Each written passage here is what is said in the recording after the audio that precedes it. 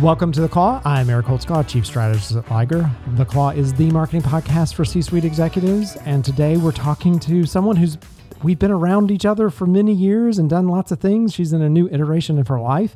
I'm going to welcome Rachelle Kuramoto to The Claw podcast. She's with BIP Ventures and responsible for their content. So Rachelle, thank you so much for joining me. Thank you so much for having me. This is going to be a really fun conversation. Yeah. So you and I have gone way back and we're big believers in content and those types of things. But tell me, for those that don't know, how did you end up where you are today? What's your background? Well, how did I end up where I am today? So I went to college thinking that I would do something in biology and specifically genetics. And I realized a couple things very quickly. One, I love science, but I'm not very good at it. Two, I was really, really good at English, and I also really loved to read and to write. And so I, shifted direction, and I called my parents, and I said, you know what, I think I'm not going to major in biology and go pre-med. I'm going to major in English. And my parents said, well, that's great, and you're going to enjoy it, and you're also going to get a degree in business because it needs to be practical.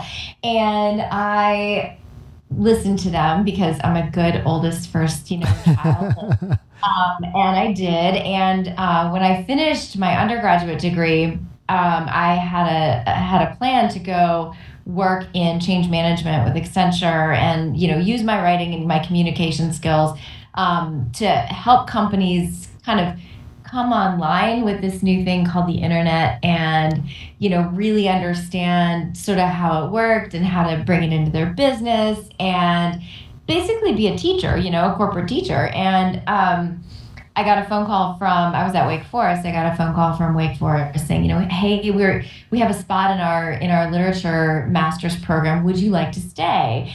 And we have a job for you. And, and I was just I'm a diehard hippie. And I thought, you know what, there's nothing better than 2 more years of school. And it's important. I have a job. I was working in the writing center and I called Accenture and I said, thank you so very much. But, I think I'll come back around in a couple of years. Right. So 2 years later, I graduated with my master's and was moving to Atlanta to get married and start my life. And I found myself at Ogilvy. Oh, okay. And yeah. I found myself leading editorial for a small practice that Ogilvy had just purchased, actually, that was focused on technology. And what that meant at the time, and I know I'm aging myself, it was the late 90s, we were bringing these blue chip companies online. So I was circling right back around to kind of where I was right after college.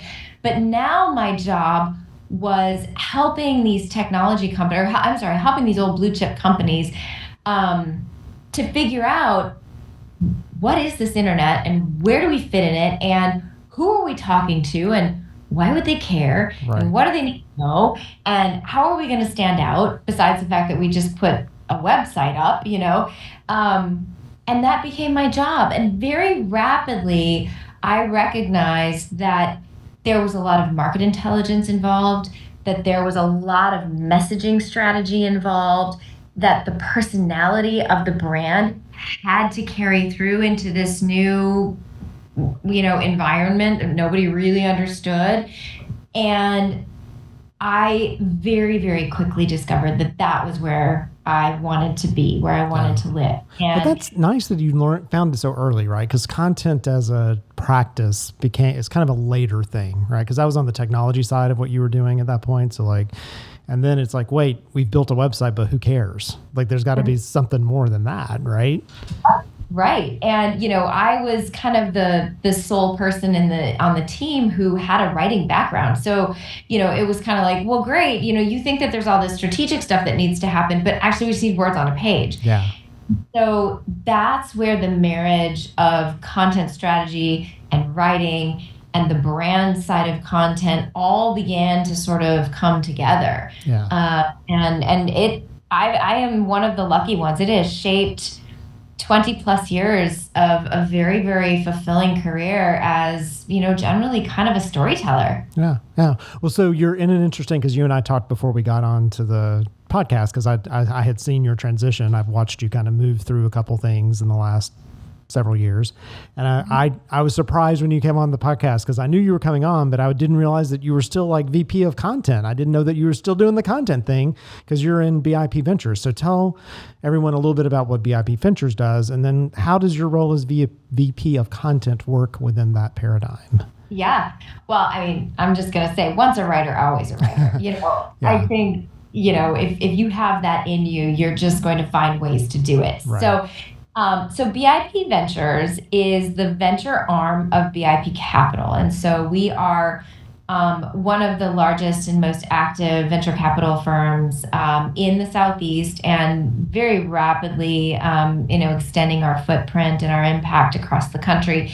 Very, very proud of that. And it's a really interesting place. We work with all tech companies, really focused on healthcare tech, SaaS, fintech, and a few sort of related other technologies. But BIP Ventures is unusual in a few ways. One of which is that we have a very robust platform team. So most venture capital firms are very heavily populated by investment teams, right? You have these, one that's managing the investor relationships, one that's managing the investments, so the portfolio companies, and they're not really prioritizing content. And BIP Ventures is very different in that respect. We really see ourselves as a consultant and an advisor to our founders because that is what creates success. I mean, capital is really important, but a lot of these founders, particularly the ones that are they have early traction, but now they're really finding their footing and they're trying to scale. Yeah. There are so many ways in which the business model needs to expand and fill in, and there's knowledge there. And so we have a platform team that's comprised of performance engineering that really looks at all of these areas and marketing and content. And our role is to make sure that we are creating a knowledge base so that our founders and other founders who maybe don't have a strong VC partner at their side can really learn what they need to know to conduct their business effectively. Yeah. And so, a lot of the content that I produce, and it is cross-channel and every format you can, imagine, is designed to make sure that we're showing up in the marketplace as an attentive, thoughtful, caring voice of expertise for the innovation economy.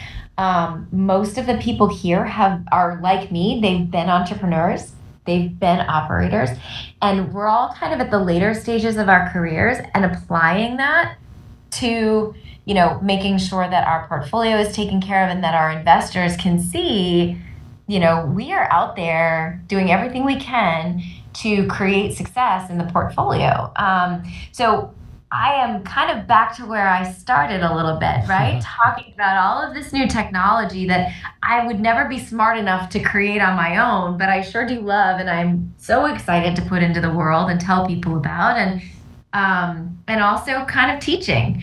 And so as a head of content, that is mostly what I spend my time doing. Well, very cool. Very interesting. So talking about content, because, at Liger, we primarily focus on B2B companies. And so content's a big piece of it, but we're doing a lot of education. I was on site with a client yesterday doing a 4-hour presentation on all these things. And so since I'm sitting with a content expert, how do you make sure that content is both fitting into kind of the broader marketing strategy and then like thinking about how it can be used across platforms? Because you talked about, you got to create the content, but then you got to get it out there. So what are some tips and techniques you give people around how to look at it that way? When I'm talking with my team about the role of content in marketing and sort of across the organization, I like to use the metaphor of water. I think that in many cases, if you look at an organization, what you see is sort of different pillars, right? Like I was mentioning, we have our investment team, we have our, our investor team, and these are pillars of the organization, and they are not necessarily siloed because there is a lot of crossover, but they are there to do something very specific. Content flows through all of it. It really becomes sort of the substance that is used across the organization to accomplish, organizational goals or KPIs. And so, that content might be making sure that the business development team understands the brand messaging really well and has copy and content that they can use to have conversations one-on-one. Yeah. Or it may be, something that, we're putting into a knowledge base for our performance engineering team so that as they're getting questions and phone calls repeatedly from founders, you can say, hey, you know what, go ahead and watch this video, read this article. So we're operating horizontally across the organization and connecting a lot, whereas a lot of the rest of the organization tends to operate more in pillars. So, and what's interesting is, I think what you're saying, putting words in your mouth, is there's no such thing as just marketing content.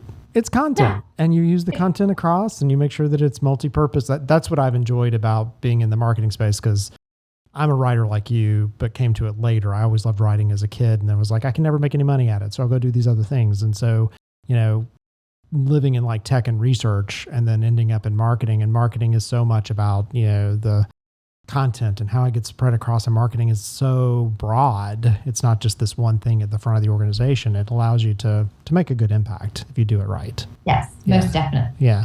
And so what are some of as you're working with these new companies in particular, what are some of maybe the myths that you have to dispel for them? Some things that you wish that they knew coming in as kind of patterns? I think probably the biggest one is that content is as fluid as I just made it sound. So I'm gonna walk back just a smidgen here, because I think that a lot of people who don't understand really the role of content in an organization think that it's like, oh, if you need to communicate something, then you need some content. Content needs to be as strategic and process oriented and well built as anything else in the organization. I've always liked to sort of use that analogy, that quote that Einstein said, I think intelligence is creativity having fun, or creativity, intelligence having fun, whatever. The two need to work hand in hand. The best content strategy looks like a spreadsheet. Yes. Right? It does. Regrettably, it's a big spreadsheet. Yes, yeah. It's a big spreadsheet, and I think that there's a myth that you can do it without that level of rigor and discipline and structure. If you can't, you won't have any way to measure its effectiveness. 100%. You won't know how to repurpose across different channels, and you're just going to be creating and creating and creating. And, it's like that saying, nobody likes marketing for marketing's sake. Writing is hard. Yeah. Writing for writing's sake is a bad idea. It's a very bad idea. Yeah. Very bad idea. Yeah. Okay. Well, on that, we're going to go to a break. And when we come back, we'll talk a little bit more about how we make sure that content's effective. What is it that we do to kind of get into that space? So you're listening to The Claw. I'm Eric Holtzclaw, Chief Strategist at Liger, talking today with Rachelle Kuramoto. She is with BIP Ventures. She's their VP of Content, and we'll be right back. The Claw podcast is brought to you by Liger. Liger is a hybrid marketing firm combining a brand strategy consultancy and a production house that offers the full range of content and creative services. We can be your entire marketing department or your entire marketing department's favorite people to work with. We save the world from boring, broken marketing by putting businesses in brand therapy so they can express their most authentic, memorable selves. And then we share their story so they can be known. For more information, visit ligerpartners.com and follow us on our social media platforms. Welcome back to The Claw. I'm Eric Holtzclaw, Chief Strategist at Liger. The Claw is the marketing podcast for C-suite executives. I'm joined today by an expert in one of the most important B2B practice areas, in my opinion, which is content, Rachelle Kuramoto. She is with BIP Ventures, and she's their VP of content. So thank you so much for joining me. Well, thanks for having me. This is a great conversation. Yeah. And so as we were kind of leaving, we're talking about the importance of content and how you work with some of the startups and, tell your story, things like that. What are, one thing that I think companies often struggle with is this idea of personalizing the content. And what does personalization mean? How do you go about it? What are some tips or some, ideas that you have around that category? So I have to put my brand hat on here to talk about personalization. And I think that, one thought that, personalization is that little tag that goes into your, whatever your email platform is. It's like, hello, name. Right. Not personalization. It is personalization. That's personalization. Like, if you want to get it right, it begins at brand strategy. It really begins with understanding who is your ICP, your ideal customer or client profile. Who is that one person who needs to care most? And, when I think about personalization in content, it begins with knowing who that person is. And then thinking about your content as if you are getting yourself ready for a date with that person. Not that demographic, that person. You sit across the table from them and thinking about, how is it that they will want to have a second date with me? And the answer to that question is the secret to the personalization. Oftentimes it begins with asking them a question and then being ready to respond thoughtfully and with something really relevant to them. That is understanding, what is their preferred reading level? Yeah. And then testing your content to make sure that you're not writing above or below that. What is a tone that is going to be comfortable for them? For better or for worse, there is feminine and masculine tone. And there are times when knowing which to use is really important. Yeah. And then, obviously in the specifics of the messaging, what are questions that they have that you can anticipate and answer for them so that they're aware that you are attuned to their priorities. So while personalization actually does have a technical component to it, I think that what is more important is showing up in a way that shows them that you have taken the time to know them. Yeah. And this can work, very easily on a one-to-one basis. We think about marketing as one-to-one and one-to-many. Yeah. Personalization is harder in a one-to-many environment. And so, it's maybe a little bit easier to measure how well it's working in a one-to-many. But start with diagramming out, who is that person who you need to care about you. Yeah, 100%. And in the research space, doing persona work, everyone thinks they're so unique, but there's lots of good patterns and they give themselves away. So the way they interact with your content, what they click on, what they do, they start to give themselves away. So you have some clues, if you just follow the path, follow the breadcrumbs they're telling you, you can start to make it feel like it was very much just for them. Yep. You make a very, very good point about paying attention and iterating. Yeah. The personalization does not stop with, putting it out into the world and then saying, okay, how do we do? Yeah. Okay, look at that click map. If it's an email, where did they click? Right. Why did there? Where did they spend the most time on your site? What were they reading the most of? Those are super smart tells. Yeah, super smart. Yeah, they just can't help it because either they like certain types of words you use or imagery or whatever. We built several websites where the first clicks give us a very strong indication as to what the persona is, and then we can start speaking to that persona more deeply once they get below that. So yeah. So there's a lot of focus specifically if you think about social and some of the categories around user-generated content. So you'll have, especially when you have a startup who's trying to get some traction and people to pay attention to them and those types of things.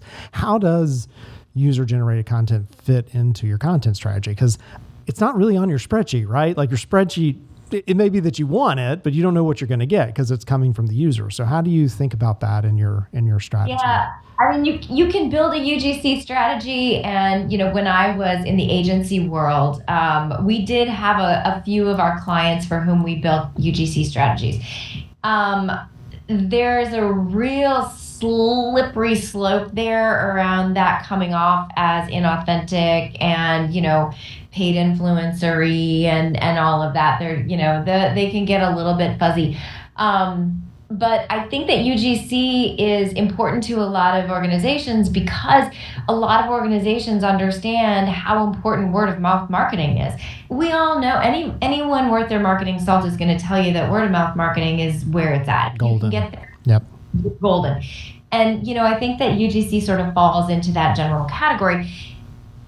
I think that the golden ticket is if you've got such brand advocacy that you have people out there in the world advocating for you and creating content for you on your behalf or about you on your behalf, you've hit the jackpot. You've got that personalization right, and then it's all about nurturing that relationship and making sure that if you make a change to your brand or something you're trying to do from an initiative standpoint, that's your inner circle. Those are the first ones to know. You respect them, you honor them. Taking it to our content strategy, UGC is interesting, right? Because we are dealing with the investment space and it's a highly regulated space, that is kind of a no-no. There's not much that we can do there. Where we can use it, however, is as an employer brand. So right now, we are actually in the process of hiring for 3 roles. And we are a small organization. And the roles are highly, highly selective. And it means that we need the right people to be applying for these jobs. Right. Not unlike a small startup, right? Yeah. Yep. You're a startup in a startup. You're a startup with startups, right? Yeah. Right. We're a very, very, very tiger team kind of organization. And so where UGC plays really well for us is, having our team members and people who know us out there talking about our culture and the kinds of people who work with us so that we know that, we're going to get the right applicants and that when someone joins the team, they're going to be the right fit because they already have a pretty good sense of who we are, not from the JD, but from the conversations around who we are as a company. That's such an important point. We talk with, again, being in that B2B space, and we'll have specifically some executives who kind of they doubt, right? They're doubters of why we're doing certain things and why are you here? And it's like, well, do you need to attract employees and investors and other people? Because it's not just, the audience is not just that person who's going to buy from you. We have other audiences we have to worry about as well. And, you're being researched as much on that space as you are any of those others. You have to consider all of those constituents, every one of them. So, yeah.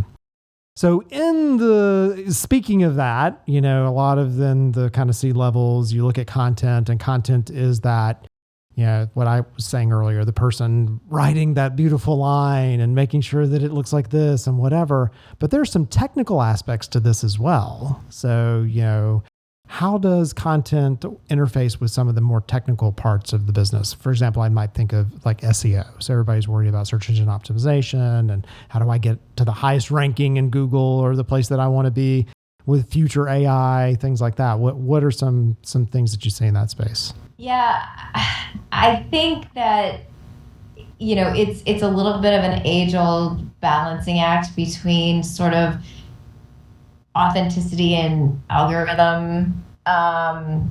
It used to be talking about words, keyword stuffing and things like that. And, I think that that's still kind of the case, especially with the emergence of AI.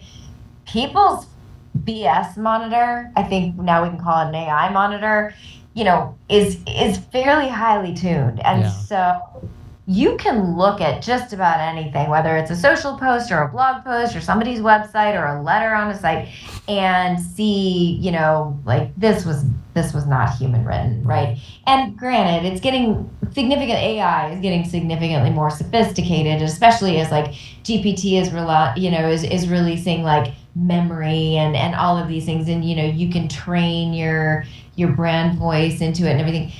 you still can tell if there's a missing human touch, and I think that is going to be a battle that we fight as content creators, more and more, as things get more sophisticated. So, I think that the role of creativity should actually be maybe more a conversation around the role of honesty. One thing I've noticed over the last couple of months is an emergence of like the manifesto, being, tech leaders coming out with this, one page, like, here's who we are, this is why we exist, this is our purpose. And it would be very difficult to stuff SEO into that and to have AI write something that feels that impassioned. So I think we'll see more and more of that kind of content. With SEO specifically, there's a level of humility that companies need to have around SEO. And by that, I mean, if you're not one of the bellwethers, you're not one of the gorillas, it's going to be tough.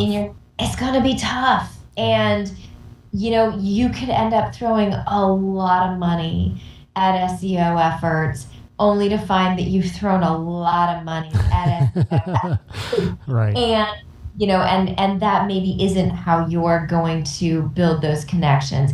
You might have to rely on good old-fashioned one-to-one, emails, events, because you're not going to show up.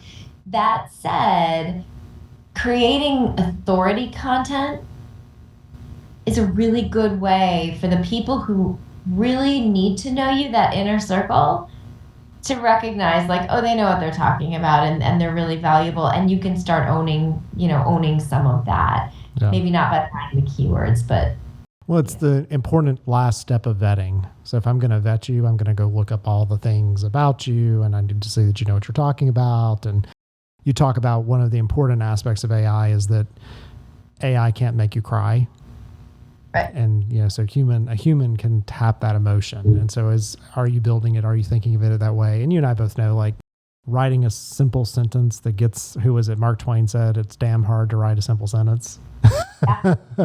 So that you can get across in 2 or 3 words what most people would do in 30, like thinking through that and making that emotion in there. Those are that's what it's going to make it stand out and not just be run of the mill. And so finally, like the final thing that I want to talk about and then kind of think about your future here of what you kind of see in the future is, one of the big areas, and you're in a financial area, right? Like BIP is making investments, you're thinking about these companies. And so content specifically in the marketing world is one of those things that they're always asking about ROI. Like it's almost easier to show the quote unquote ROI of an ad because you know how many people clicked on it or whatever. What are some of the ways that I just want to hear, because I get asked that question every day. What do you think are some of the ways that you sort of answer the question about the ROI around content? Yeah, I think there are more and more ways to measure content impact. But ROI is not, return on impact, it's return on investment. And so it should be return on impact. I like that. I think I'm going to rename it that. The next time somebody asks me it, I'm like, oh, you mean return on impact? Yeah, look how long someone spent with this, with this piece of content, and yeah, I mean, that should be our battle cry. You and I can just go to market and say, that's it. We've decided ROI for content means return on impact. Return on impact. I think we'll make some t-shirts. I think it'll be perfect. Yeah. Absolute hashtag ROI, not what you think. But no, I think, I would return to the analogy of content as water here, flowing through everything. Return on investment for content, I think, is a bit of a secondary measure for everywhere else that content is the substance supporting it. So if you are thinking about, with the ROI of a sales endeavor, I think about the endeavor as like they're the slingshot and we're the stuff that goes in it. You can fill in the blanks with what you think that stuff is. But, for a sales effort to work well, the messaging has to be on point. Yeah. Information has to be crisp, all of that. And if it is, chances are it will enhance the success metrics for that sales effort or that piece of knowledge, in the knowledge base. I think that what we do, and we have a series of dashboards that we share with our firm every Monday at our company stand up. And we look at web, we look at LinkedIn, we look at all of these different business development efforts underway, and content plays into every single one of those. And so for us anyway, that's how we're measuring it, partly because it is hard. It is, yeah. I like, though, that you gave me some ideas around reframing it just in this conversation. So it's like if you think of the car going down the road is the content. Like the car can't make it down the road unless there is one, So some of those, we can just play with that all day long. That would be a lot of fun, yeah. So future for you, future for the world. Where are we going? What do you think? Like, is the world being taken over by AI bots? It's just going to be a bunch of like terrible, horrible things that none of us want to ever read or look at anymore? Let them. I'm going to keep writing because I love to write. Yeah. And, I think for most writers, the joy of being able to get into flow and create content you're proud of is always going to be something fulfilling about this job we're lucky to do, right? So I would say the future of the world, I don't know, I'm not even going to try. I do think that AI is going nowhere. I think that there will be a point at which we are saturated, just like it was with Web 2.0 and everything else. You get to a point where it's like, okie dokie, great, the tool's working. Let's all just move along, Right. Yeah. And we will have specialists who know how to use it. And as responsible writers, we also need to be responsible prompt engineers.